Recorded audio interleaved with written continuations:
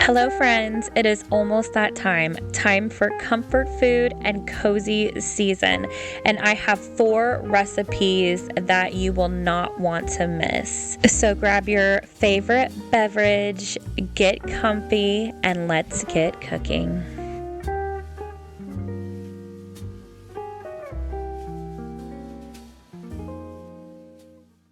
I absolutely love braised short ribs. To me, this is one of the best comfort meals you can have. So for the recipe, you're going to need short ribs, salt and pepper, oil, garlic, flour, beef broth, beer, onions, celery, carrot, parsley, tomato paste, thyme, and rosemary. I like to get all of my vegetables all prepared and cut up so they're sitting there waiting for me whenever I am ready for them. So I'm going to go ahead and get my vegetables cut up and my carrot peeled.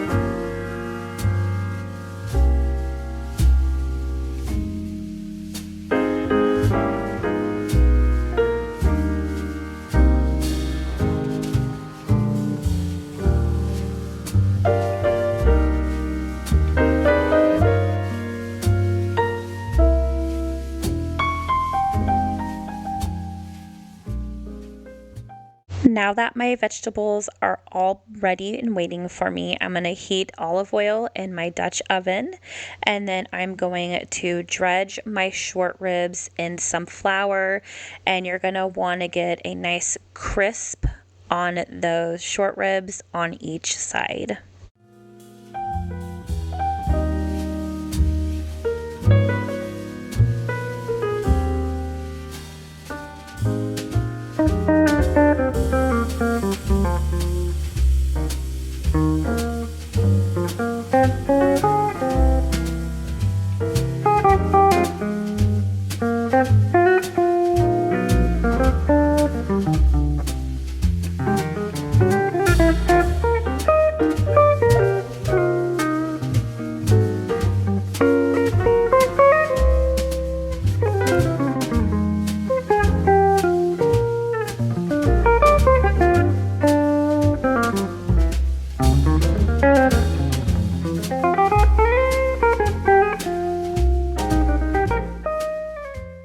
Once the short ribs are browned on each side, remove them and then add your vegetables. So add your carrots, onion, celery, as well as your garlic. Give it a good stir and let it cook down for a couple minutes.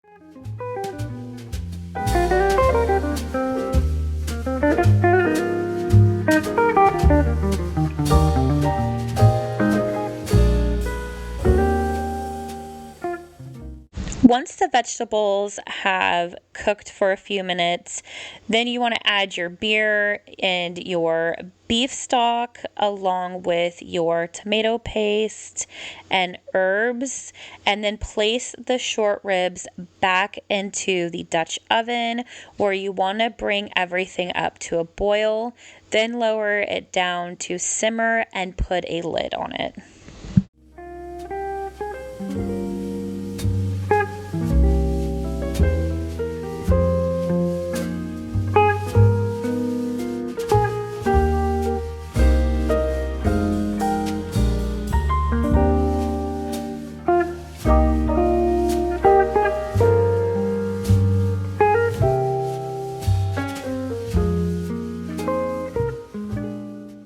I love to serve my short ribs with mashed potatoes. So when it is almost finished, that's when I like to do my mashed potatoes, and it's just super quick and easy. I like to chop my potatoes up super small so they cook quickly, and I personally like my mashed potatoes smooth. I know it's an either or situation, so you do you, but for me, I like mine smooth, so I add butter, heavy cream, sour cream, salt, and pepper. Like I said, these are comfort foods, so they are in no way, shape, or form healthy, except maybe one of these recipes I'm going to show you.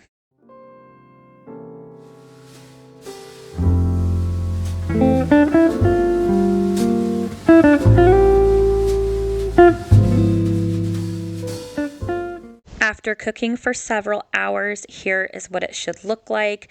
The sauce has reduced and thickened up and has this beautiful dark brown color. The short ribs are falling off of the bone. My mouth is watering as I am watching this. You're going to want to plate your potatoes. Get some of those short ribs. Pour the sauce all over it and enjoy.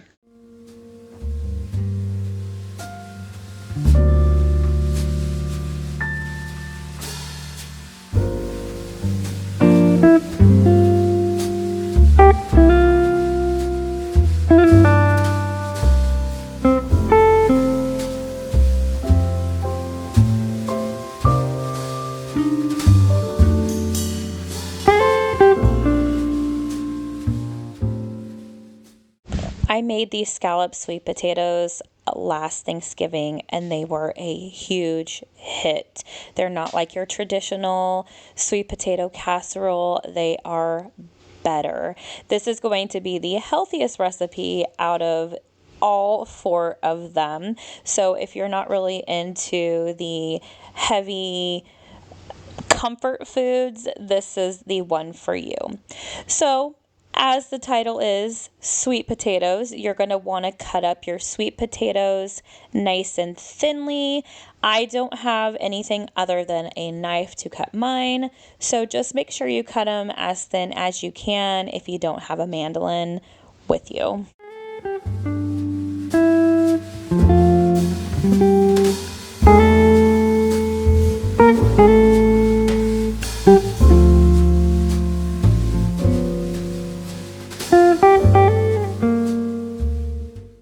Next, prepare your garlic. Now, I am a big fan of garlic. I use it in 99% of my cooking, but for this recipe, use fresh garlic. It makes all the difference.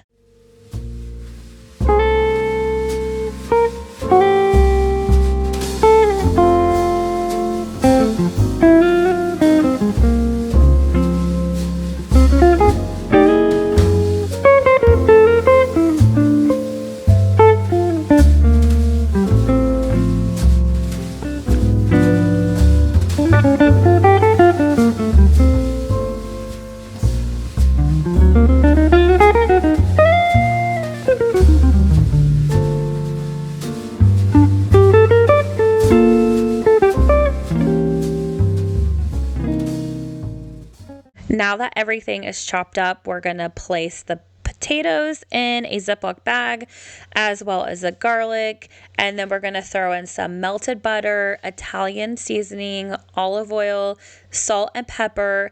Give it a really good shake. Make sure all of the potatoes are coated with all of that good stuff, and then we're going to get it all fancy in a casserole dish.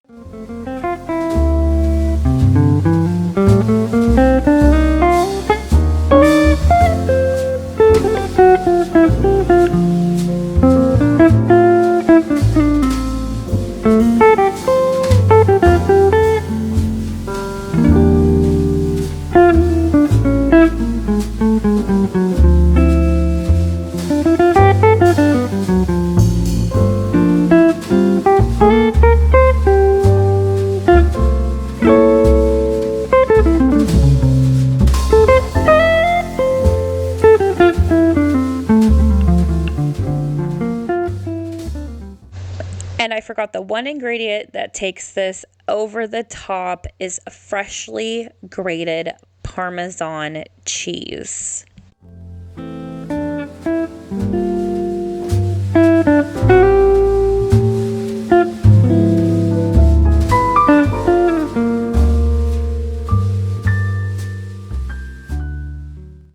that the potatoes are covered in all of that delicious flavoring, we're going to go ahead and put the potatoes in the casserole dish. So what I'm going to do is I'm going to make them uniform, putting them in a line and following the edge of the casserole dish until you hit the middle. And then we're going to add some fresh thyme to the top of the potatoes, as well as a healthy dusting of some more Parmesan cheese that will give the potatoes a really nice crunchy crust on the top.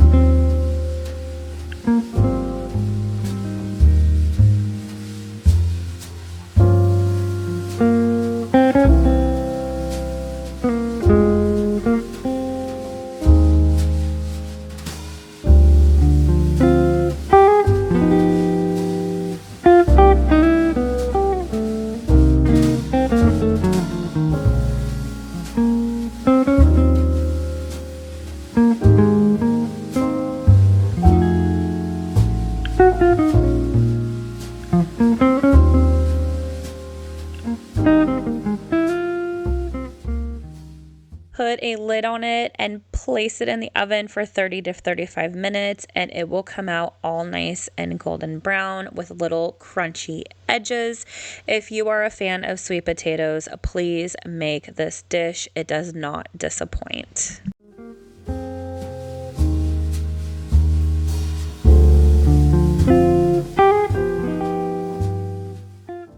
Macaroni and cheese, the ultimate comfort food in most people's eyes. But I'm going to take it up a notch and add pulled pork and crispy onions to it.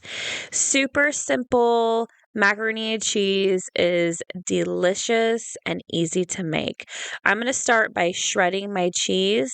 Now, definitely use fresh shredded cheese here. Do not buy the pre-shredded stuff. It just doesn't work the same. If you don't want to use your hand shredder, you could buy an electric one like mine or a hand crank one. But either way, shred your cheese freshly.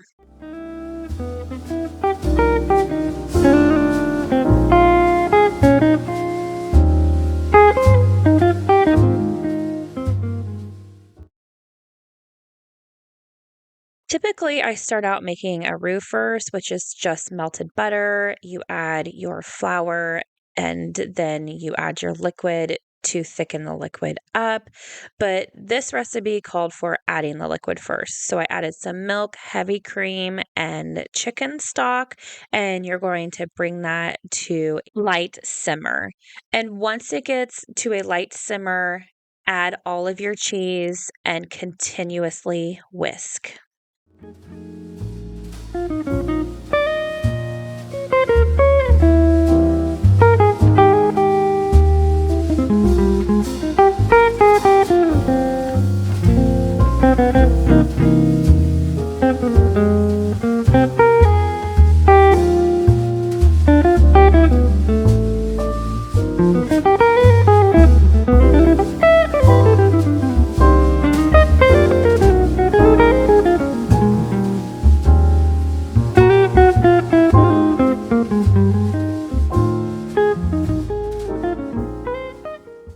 At this point, you're going to add all of your seasonings, and I will have the recipe linked below.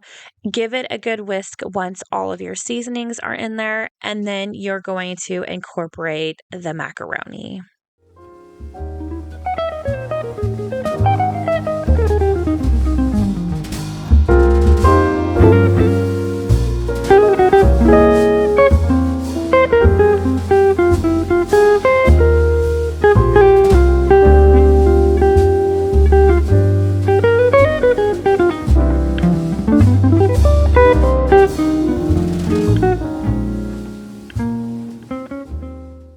Now, I decided to do mine this way because I had my macaroni sitting out for a while and it was one big clump. So I wanted to add some heat to it to easily separate it. But of course, you can do it however you want to do it.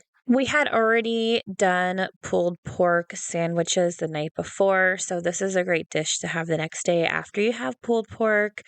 So you don't have to just make a special pulled pork for this, but by all means, make a special pulled pork for this or pulled chicken, whatever you desire. So basically, what I'm doing is I'm putting the macaroni and cheese in a bowl, topping it with the pulled pork, then topping the pulled pork with some barbecue sauce, and then topping the whole thing off with crispy onions. Now, the crispy onions I have, you just simply buy at the store. I didn't make my own, so I took a little help from the grocery store. This recipe is super cheesy, creamy, and delicious. And with that barbecue sauce and the crunch of the onions, if you're a big texture person, then you will absolutely love this.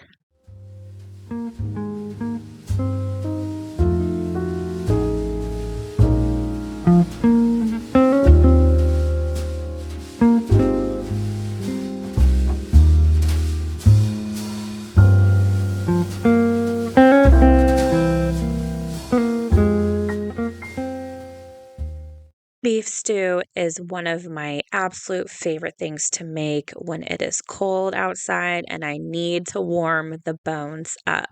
So what you want to do is you want to start by heating your pot with some olive oil, and then I'm going to take the chunks of beef, add it to a Ziploc bag, and from there you want to add your flour, salt and pepper, and toss it all up.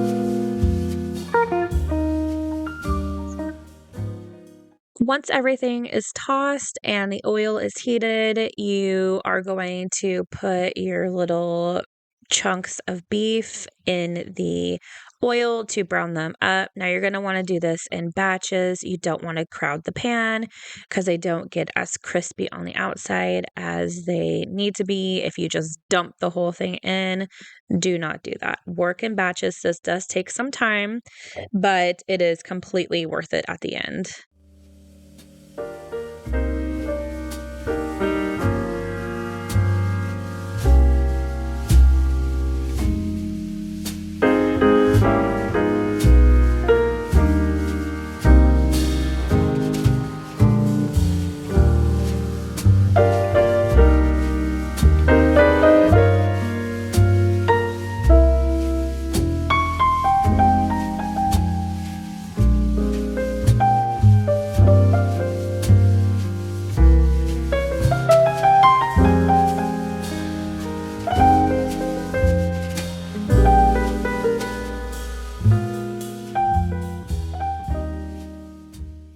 While the meat is browning, I'm going to get my vegetables prepared. So I'm going to peel and cut carrots as well as potatoes.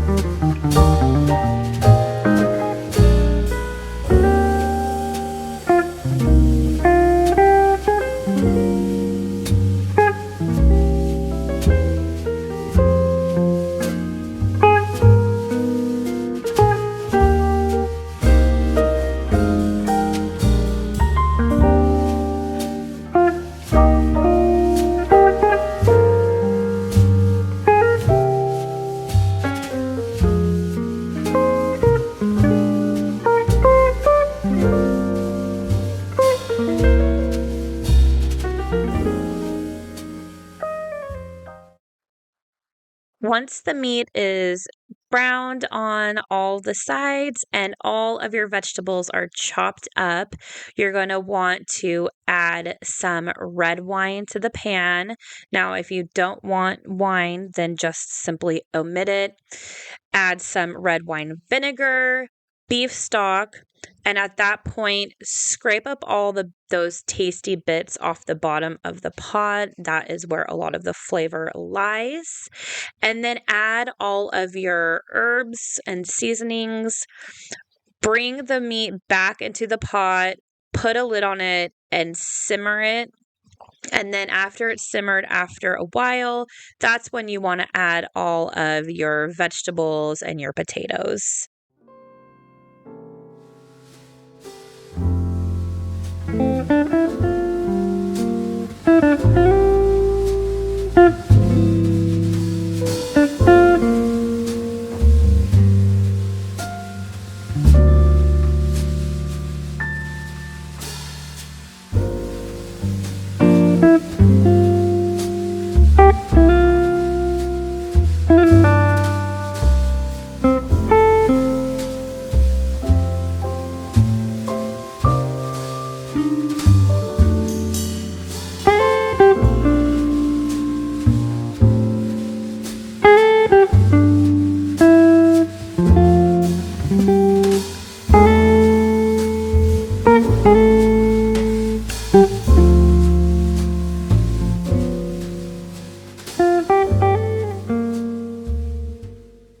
This stew is flavorful, it's hearty, and it is just simply delicious. I hope you try one of these recipes, and if you do, please do not forget to tag me on Instagram at Anne's Happy Home, and I wish you happy cooking. I'll see you in the next video real soon. Bye!